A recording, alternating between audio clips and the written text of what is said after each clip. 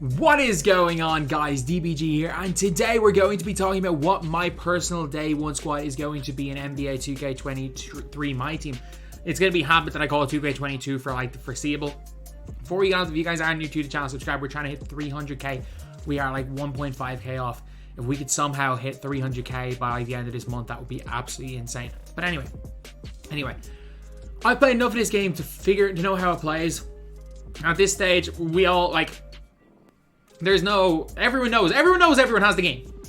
It is the most year where most people have the damn game. So I've played enough of this game. I've tested out basically every single player's jump shot. We've tested out everything. We know who's going to be good. We don't necessarily. We have a good idea whose jumpers are good, whose jumpers are bad. So, anyway, this is what I predict is going to be my personal day one squad. Do I plan on spending money on this game? It depends. I think I will. I personally think I definitely will spend money on this game. Do I think I'm going to spend money like a crazy amount of money on the game? I don't think so. But I don't think I'm going to go full no money spent this year because a lot of my content will, like, I'll be wagering a lot. I'll be losing a lot of cards. I'll be discarding a lot of things. I'll be putting up a lot of forfeits. And it just saves me a lot of time. Not necessarily that I really care about, like, it's just that I don't have the time to grind this game.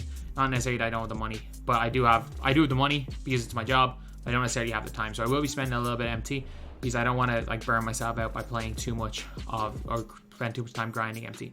I do not want to spend way too much of my own time on that. But anyway, now we are going to get on to the cards we're going to use. So the point guard position. I originally thought I had my point guard position absolutely set until we saw this. Until we saw that there are 3 Stephen Currys. Like, as you can see here, there's not 1, not 2, but 3 Stephen Currys, lads, in this game. Which means, look, I think even on a no money spent account, that Amethyst Steph Curry is attainable on day one. I think he is, and I don't think he's going to be a bad option to have in your day one squad, especially if you're not spending money. Because he's going to be around 15k. Like, a lot of people are saying, oh, the Amethysts are going to be around 30, 40. Like, we looked last year at the Amethyst cards. We were only looking like 15k for like Dr. J and stuff at the start of the year. Maybe they went with like 20k, but on day one, Steph, I think, is going to be affordable. But even if Steph isn't, if it turns out that Steph is way too much MT, I have no issue with going to get myself Pau Gasol. So obviously Pau Gasol is not here. So Pau Gasol could be the perfect power forward because post-game is just so freaking OP this year. Like, fades are good, post-game's good, footwork's good. Post-game is it this year. And it's not just, oh, let's just shoot a post hook and no one can contest it. If you use or contest some stuff, you can get okay. But like, you see, you're not getting CPU contest anymore. So that's one of the big things. But point guard, I think it's gonna be starter Ja.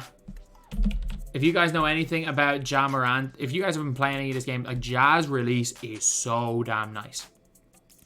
I'm telling you, like, Ja's release is one of the best releases in the game. So I think I'm going to get Ja as one of my point guards. Obviously, some of you are going to say Derrick Rose. We're not getting Derrick Rose day one. Let's be real, we're not getting Derrick Rose day one. So I think getting like a player like a Ja is going to be really good. And I think I'm going to Evo up Ja all the way. And my number 2 is going to be Fred Jones. So Fred Jones, allegedly, I'm going to say allegedly, I'm just going to put Sam Jones in there, but Fred Jones is allegedly a clone of Kobe Bryant. Yes, he is going to be a 6'4" Amethyst Kobe Bryant day one for free. Basically, he's going to be better, but he healed for free. And also, Fred Jones won a dunk contest and he shot nearly 40% from 3 in a couple of seasons. So, like, it's not like saying Fred Jones was his absolute bum. Like, he is genuinely going to be like this god in game. So you put him and Ja there, you get your 2 slashers sorted. Then, as far as my pure lock goes, I plan on probably evoing all 3 starters. I think I might use Jimmy as my pure lock. The issue with Jimmy Butler is he has some wacky jump shot. Like, I can't show it on video. Again, I can't show it on video, but he will catch the ball, and instead of just rising up and shooting, he just jumps backwards. Like, he will like randomly jump backwards into a shot. He shoots standing fadeaways. It is the weirdest thing ever. It's either going to be the most hell jump shot in the game, because I don't know how it's going to be contested, because he kicks forward every single time as well. I don't know if you're going to be drawing 3-pointers. I don't know. Jimmy Butler is either going to be a brokenly good or brokenly bad card in this game. I don't know how he's going to play yet, because we don't know how these cards are going to be with high stats and when their releases get pumped, but put onto very quick. I've used him regular rosters. He has sucked so badly, but he's going to be, he is just, I gotta get a pure lock, and he's a pure lock that I know I'm basically guaranteed to have. Power forward is more than likely, especially on no money spent. A lot of people are going to be like, oh, Scottie Barnes. I think I'm going to use Pow, honestly. I think Pow, because just the way post-game is, he's going to be able to shoot the ball a little bit. Pow might end up going in as my center. If I want to run a popper, maybe I'll run him at center. But I think Pow, from using Pow, Pow's more than capable of hitting from the corners. He'll have a 90 overall, which means he's probably going to get 75-ish 3-ball, which is going to be more than enough to hit with Pow. And if you don't want to use a Pau Gasol or something, if you want to use the best release in the game, it's Kyle Kuzma. It's Kyle Kuzma. As far as just pure catch and shoot release, Kyle Kuzma. Scottie's up there. Scottie Pippen is right up there with the best catch and shoot release in the game. But Kuz is ridiculous, lads. Like, his release is top tier. And also, he's like an 82 base. As far as his just normal card goes, he's an 82 base overall in rosters. I mean, like, that's been shared. I'm not leaking anything there. But he's also probably going to be like an 81 overall, and he's a really high 3-ball. So he's going to be like that just stretch 4. So I don't think people are going to be running bullies at the 4. Like, if you're coming up against Giannis with Kuz, switch Jimmy Butler onto him. Giannis is scary. But the only thing is that I don't think Giannis is going to be scary yet in my team. Giannis is scary because Giannis and LeBron are scary in their regular rosters because they've got half bully. The bully badge against guys with low strength is going to be tough. As far as big men centers go, look, you need a big. These skinny guys aren't going to do it. Like, yeah, maybe they might be okay in terms of you can using them as a popper. But for me, you really don't. You want someone with a bit of size, a bit of strength. You want a bit of bulk in there. I think, I think I'm going to go the opposite. I'm going to go Rudy Gobert. So my prediction is from this video right here. Like, if you look at this video, he's obviously not seen. What my prediction is that we're going to be getting 2 pink diamonds. You can see we've got Levine pink diamond, or we've got Levine diamond, we got Curry diamond. We know we've got Dominique and Stephen Curry as the pink diamonds. We've got Amethyst Steph Curry, Amethyst Scottie Barnes, but we also have seen from the draft in the blog, we've got Amethyst Pau Gasol. But there's another card that we keep seeing a lot in this. We keep seeing Rudy Gobert, which means Rudy Gobert is probably going to be a Ruby on day 1. And Rudy Gobert as a Ruby is going to be like a 7-1 freaking stifle tower blocking shots. Shot blocking really matters. So I've tried to play against the Celtics in a game, and you just can't score on Robert Williams. He's just that good of a shot blocker. And like, the blocking stat matters. Guys that are actually good interior defense really matters, and shot blocking really matters. So a Rudy Gobert, especially early on in the year, is going to be good. Because lobs are not easy to do. Like, they're not like 2K20 lobs. They're not like 2K21 next gen lobs, but they're way better than 2K22 lobs. So basically, if somebody is running the pick and roll and blitzing the ball handler, and you're rolling to the basket with Gobert and a 4-out-1 in, you're going to be able to lob it to him, and you're going to be able to time it very, very easily. Like, the corners don't just hawk in like they do in other years. Lobs aren't absolutely worthless. So, like, Rudy Gobert could be that really, really good center to use. And then maybe I probably won't. Honestly, if I'm running with a lineup like this, I'm not going to waste MT on Pau Gasol off the bench. I'm really not. As far as tokens go, I reckon I'll get enough tokens to buy some current players. And obviously the current player, Kuzma, is probably the one that I'm most looking towards. Other players that I'm looking towards as far as current players go, like Levine's release is okay. It is okay. That's all I can say. It is completely fine. We've got Ja. As far as like shooting and dribbling goes, Kyrie Irving is really, really good. From what we've seen, Kyrie Irving's gonna be really good.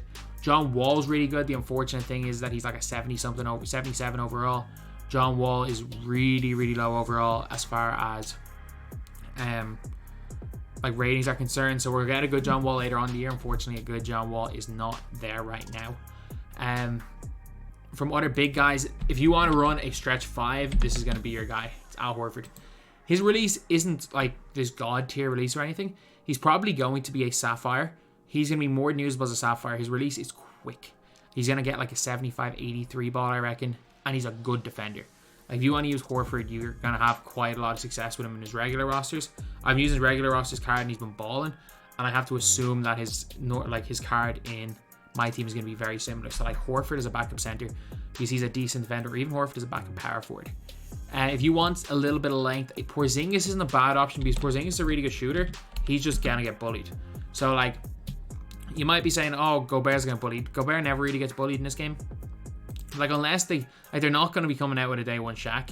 Like, Porzingis could be good there. If you really want to bully, you can probably go and run yourself like a Boogie Cousins. I don't think I'll be able to afford DeMarcus Cousins on my account because he's an amethyst. I don't want to overspend on day one.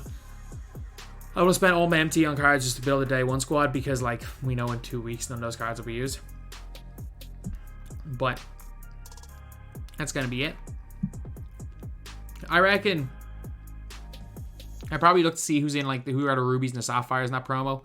Like, coming up with my other cards. Dame's not quite as good this year. More than likely I will have a Steph. More than likely I'll have a Steph just because Steph's just fun. Like, that is a high likelihood that I end up using an Amethyst Steph in there. Although this Steph was like 20k last year, so you just never know. When it comes to Stephen Curry, he's just going to be expensive. But yeah, it's going to be an interesting one. So the cards that I'm like 99% sure I'll be using are Fred Jones, because like Fred Jones, like I've messed around with him, shoot around, he's freaking him.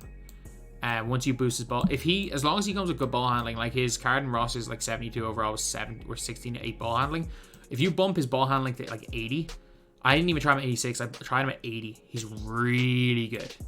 He's got, again, you got Kobe escape, all of Kobe's dribble sigs, and Kobe release, and Kobe dunk packages. He's really, really good. Jazz release is unbelievable. Jazz dribbling is unbelievable.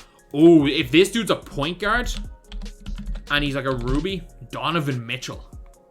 Now, Donovan Mitchell is that freaking guy. If he can play point guard on his regular card, he's going to be insane. He got a big player build. His like handle is unbelievable, and he's going to be a decent shooter. He's going to be absolutely, absolutely insane. And another card that obviously I'm going to be potentially using in the squad. I reckon I'm going to use one of, as far as pre-order cards go, like you get Michael Jordan and you get Devin Booker. I reckon I'll use one of them. I reckon by the end of the day, one of them will be in my squad. I don't think I'll have both. Devin Booker's release is Cruz, but so is Michael Jordan's. Neither of them are good. But at the same time, Jordan's going to be an unbelievable defender.